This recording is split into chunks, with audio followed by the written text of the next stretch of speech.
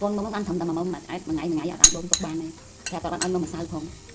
mong sao đặt rồi mong đặt sẽ cái gọi ha ban ngày buổi mà pe đó hồ tháp bông tục pe thơ cái các bạn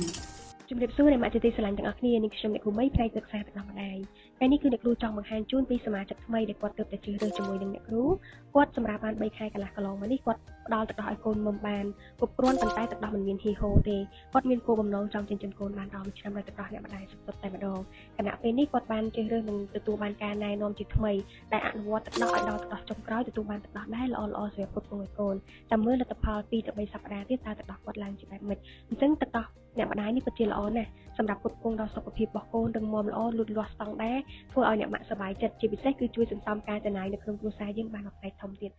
អ្នកគ្រូក៏សូមអរគុណដល់ប៉ាប៉ាដែលជាកម្លាំងចិត្តជំរុញឲ្យអ្នកម៉ាក់ជ្រើសរើសយកសេវាកម្មប្រឹក្សាពីខាងអ្នកគ្រូប្រើប្រាស់កូនសុភនិមិត្តដោយសុវត្ថិភាពមិនប៉ះពាល់ដល់សុខភាពដើមទុំទៅថ្ងៃអនាគតហើយមានទឹកដោះឲ្យកូនមុំពេញលេញបានដល់ទៅ1ឆ្នាំ